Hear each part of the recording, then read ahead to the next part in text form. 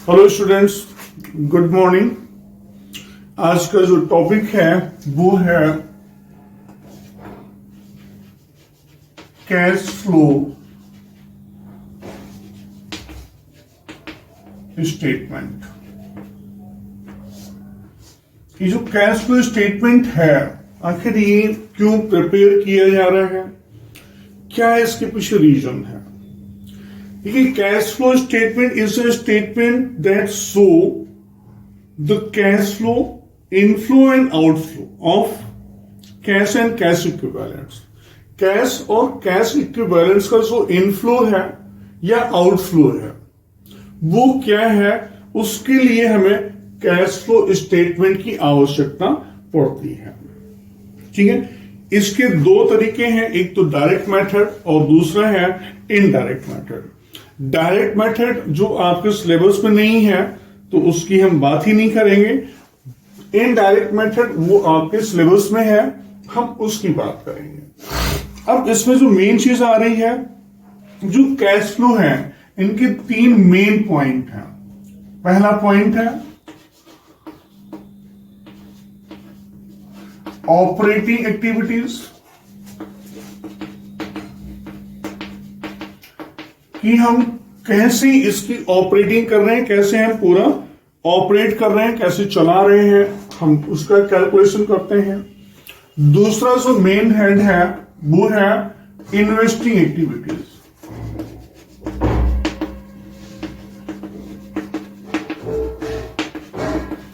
यानी हमने क्या बिजनेस में पहला तो ऑपरेट कैसे हो रहा था, कितना ऑपरेशन में पैसा आया यानी कैश इनफ्लो हुआ, और कितना ऑपरेशन में कैश आउटफ्लो हुआ, उसका कैलकुलेशन करते हैं। दूसरा इन्वेस्टिंग, कि हमने कितना बिजनेस में इन्वेस्ट किया हुआ है और कितना हमने बिजनेस में इन्वेस्ट नहीं किया हुआ, यानी कि हमने पेमेंट कर दी है, सेल कर दी है, तो उसकी हम बात करते हैं।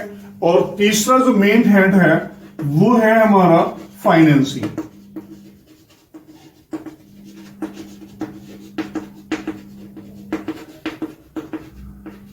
फाइनेंसिंग एक्टिविटीज, इट मींस कितना हमने पैसा बाहर की फर्मों से या कंपनी से कहीं से भी कलेक्ट किया है और कितना हमने उसका रिडम्पशन किया है। इन तीनों एक्टिविटीज पर हम मेन बात करते हैं और इसके माध्यम से ही हम कैलकुलेट करते हैं कि हमारा कैश फ्लो क्या हो रहा है और क्या नहीं हो रहा है। ठीक है, अब हम बात करते हैं मेन कि कैश फ्लो और कैश इनफ्लो वो कैसे, कहां पर आ रहा है, कि कैश में कितना आ रहा है या जो है ऑपरेटिंग एक्टिविटीज में कितना आ रहा है। तो हम बात कर रहे हैं फर्स्ट पॉइंट की। पहले हमने बताया कि क्या हमारा कैश इनफ्लो हो रहा है, क्या आउटफ्लो हो रहा है, मेन बात उसकी हो रही है। अब यहां पर जो ऑपरेटिंग एक्टिविटीज है, हमारे पास दो तरह की अपॉर्चुनिटीज होती हैं। फर्स्ट अपॉर्चुनिटी जो है हमारी वो है नॉन फाइनेंसिंग कंपनीज, यानी in case of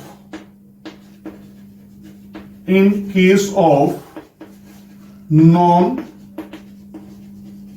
financing companies. जो नॉन फाइनेंसिंग कंपनीज हैं उनके यहां क्या चीजें होंगी। नॉन फाइनेंसिंग मतलब जिन्होंने पैसों का लेन देन नहीं किया, जो सेल और परचेज कर रही हैं, इनके यहां जो इनफ्लो हो रहा है और आउटफ्लो हो रहा है। पहला इनफ्लो जो हो रहा है कैश इनफ्लो, और इनके यहां cash outflow. It means operating activities में, यानी in case of non financing, जो हम बिजनेस कर रहे हैं ऐसी फर्म्स का जो सेल और परचेज कर रही हैं, उनमें किस एक्टिविटी को करने से हमें कैश रिसीव हो रही है यानी इनफ्लो हो रहा है, और कौन सी एक्टिविटीज करने पर कैश आउटफ्लो हो रहा है, वो कौन कौन सी एक्टिविटीज हैं, हम जरा उस पर ध्यान देते हैं। तो मेन जो एक्टिविटीज हैं वो है, अगर कैश आ रहा है तो कैश किस माध्यम से आ रहा है। तो पहला है कैश सेल्स। अगर हम गुड्स को कैश में सेल करेंगे तो हमें क्या मिलेगा, कैश रिसीव हो रही है। दूसरा है, फिर और क्या हो सकता है जो कैश रिसीव हो रही है? Cash receive from trade receivables,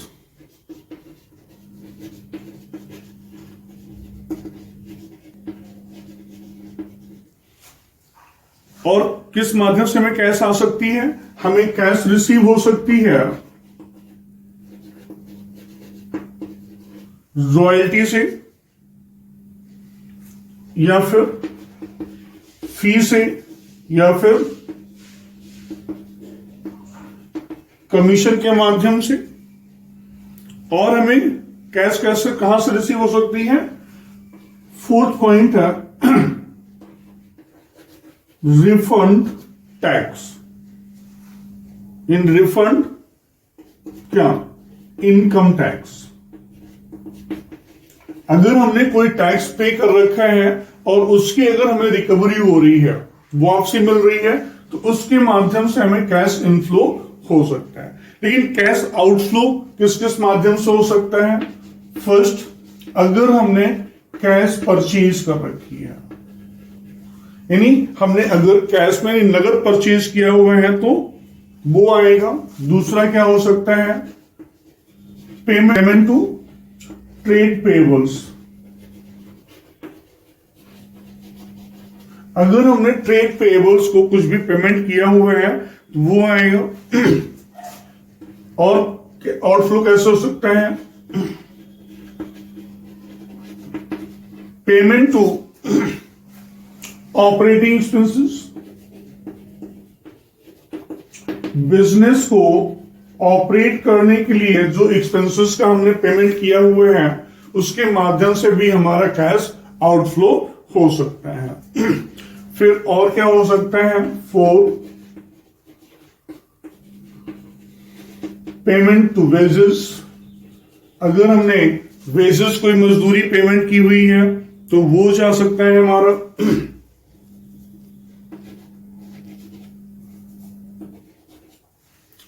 अगर हमने वेजेस पे की है तो वो जा सकता है। और लास्ट में जो हम पेमेंट कर सकते हैं वो है इनकम टैक्स पेड। यानी इन चार माध्यम से कैश हमें इनफ्लो हो सकती है।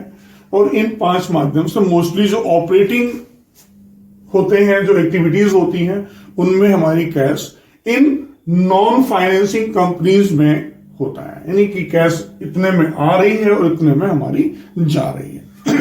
लेकिन अगर in case of financing activities होता है तो क्या हो सकता है? इसको रफ कर लेते हैं।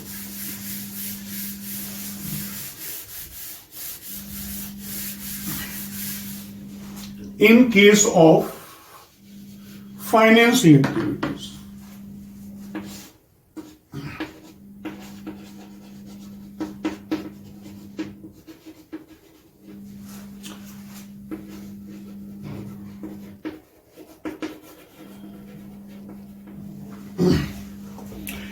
In case of financing activities में अगर फाइनेंस है तो वहां पर हम जो पैसा हमें रिसीव हो रहा था, जैसे हम नॉन फाइनेंसिंग में हमें कैश में सेल्स में रिसीव हो रहा था, यहां हम किसी चीज का सेल्स तो कर नहीं रहे, हमें पैसा कहां से मिल रहा है? हमें receipt of interest and dividend. हमें पैसा कहां से मिल रहा है? Receipt of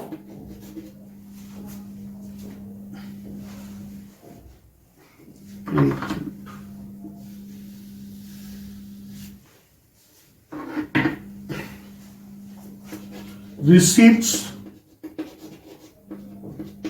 of interest and dividend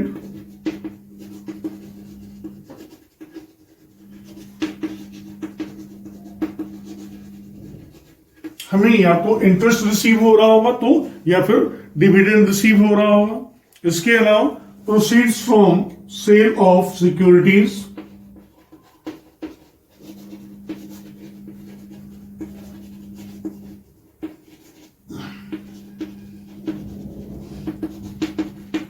हम सिक्योरिटीज को जब सेल या कर रहे होंगे तो हमें पैसा रिसीव हो रहा होगा। और brokerage received by A stock broker,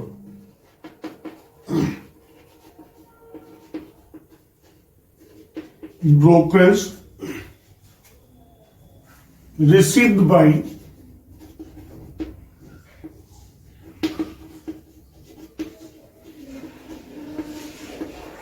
stock broker.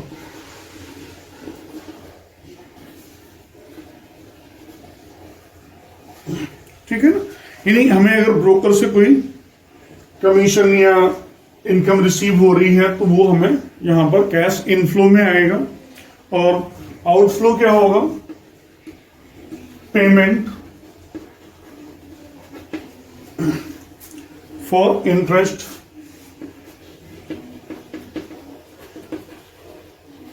अगर हमने इंटरेस्ट के लिए पेमेंट किया हुआ है तो वो यहां पर आएगा। और payment for purchase of securities, payment for purchase of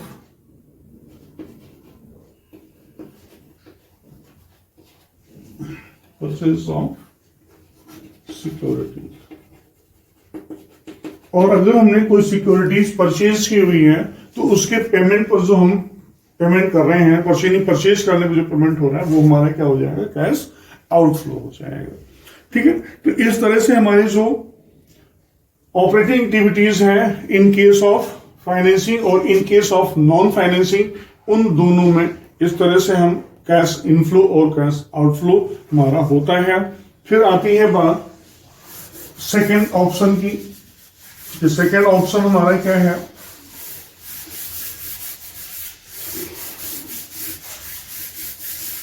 second option है हमारा इन्वेस्टिंग एक्टिविटीज। इन सेकेंड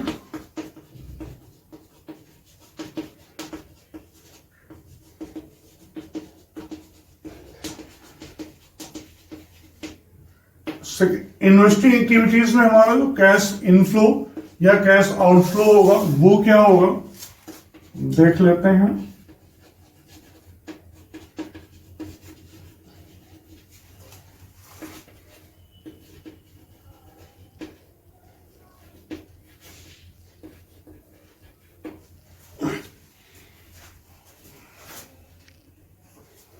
इसमें जो है कैश इनफ्लो, अगर हमने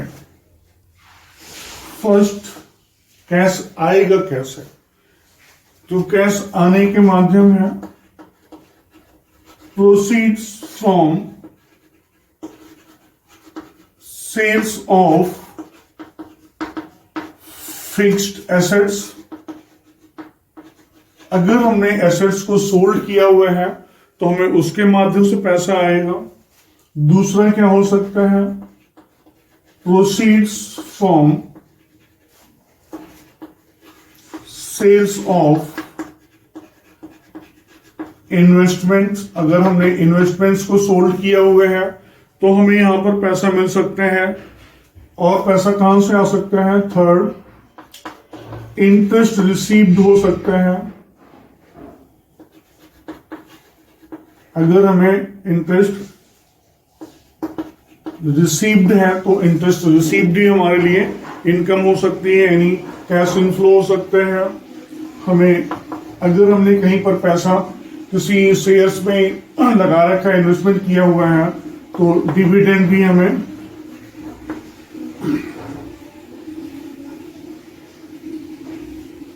रिसीव हो सकते हैं।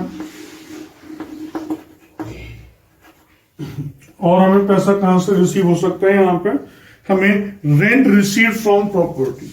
और रेंट जो हमने प्रॉपर्टी परचेज कर रखी है उससे हमें रेंट भी रिसीव्ड हो सकता है।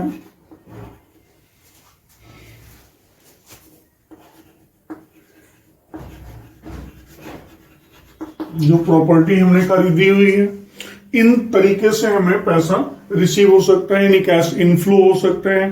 कैश आउटफ्लो किन किन माध्यम से हो सकता है, परचेजेस ऑफ फिक्स्ड एसेट्स, हमने फिक्स एसेट्स परचेज की हुई है, तो उसके माध्यम से हमारा क्या होगा, कैश आउटफ्लो होगा। दूसरा क्या हो सकता है, परचेजेस ऑफ इन्वेस्टमेंट। अगर हमने इन्वेस्टमेंट परचेज किए हुए हैं तो उसके माध्यम से भी हमारा कैश आउटफ्लो हो सकता है।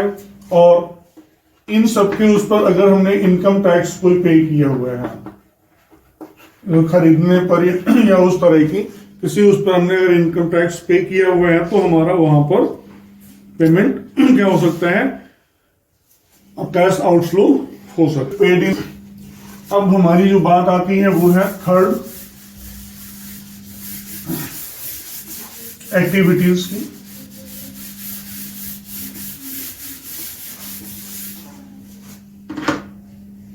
थर्ड एक्टिविटीज हमारी जो है वो है फाइनेंसिंग एक्टिविटीज।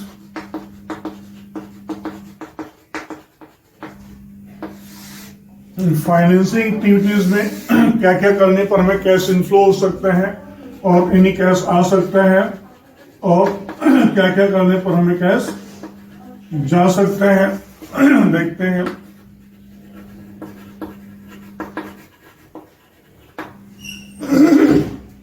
फाइनेंसिंग एक्टिविटीज में जो हमारी वर्किंग है उनमें कैश जो आने के रास्ते हैं या इनफ्लो हो सकता है। पहला है प्रोसीड फ्रॉम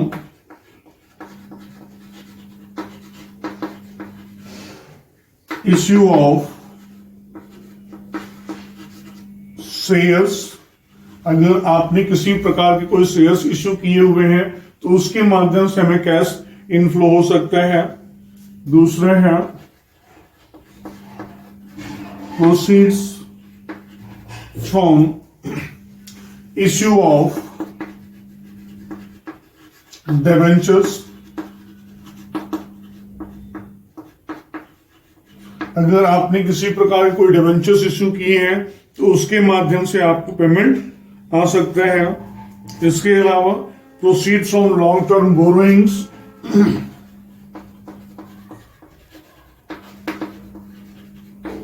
अगर आपने कोई भी लॉन्ग टर्म के लिए लोन ले रखा है तो उसके माध्यम से भी आपका कैश इनफ्लो हो सकता है।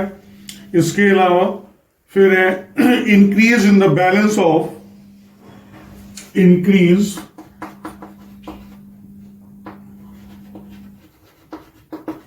In the balance of bank overdraft. अगर बैंक ओवरड्राफ्ट का जो बैलेंस है आपका वो बढ़ता है या कैश क्रेडिट अकाउंट,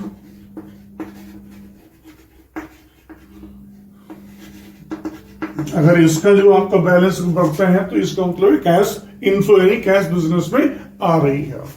और कैश आउटफ्लो क्या हो सकता है, रिडेम्पशन ऑफ यहां पे preference shares.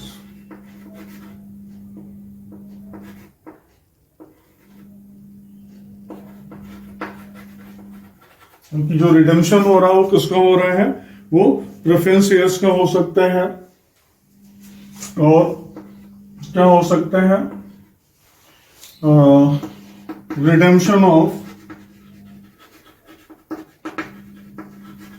Debentures.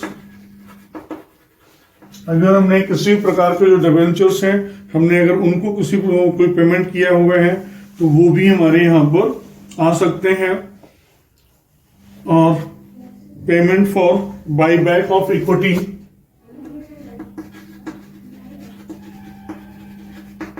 Payment of buyback of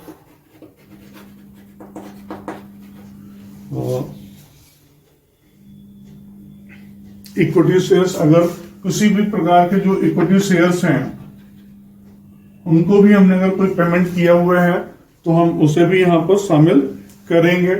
और हम ला सकते हैं यहां पे पेमेंट ऑफ डिविडेंड्स,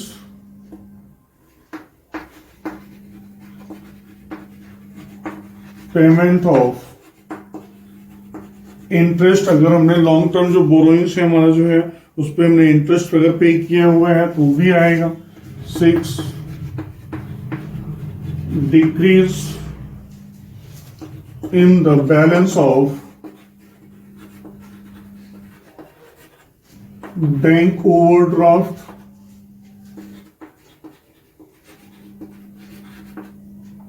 और कैश क्रेडिट। इसमें क्या होता है, decrease in the balance of bank overdraft और कैश क्रेडिट अकाउंट्स, और फिर रीपेमेंट ऑफ आपका लोन्स। अगर हमने किसी प्रकार का कोई लोन्स पे किया हुआ है तो उससे भी हम कहां लाएंगे, कैश आउटफ्लो में लेके आएंगे। इसके अलावा है payment of interim dividend, payment of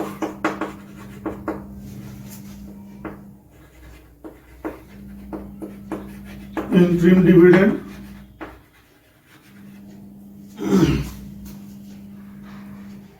और इसके बाद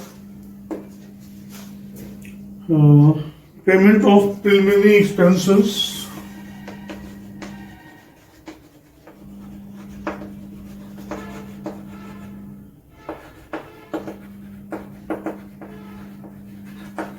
अगर हमने कोई प्रिलिमिनरी एक्सपेंसेस रिटर्न ऑफ किए हुए हैं तो हम उसका भी पेमेंट यहां पर दिखाएंगे। ठीक है, तो इस तरह से हमारा जो फाइनेंशियल एक्टिविटीज का कैश इनफ्लो और कैश आउटफ्लो सॉल्व होता है।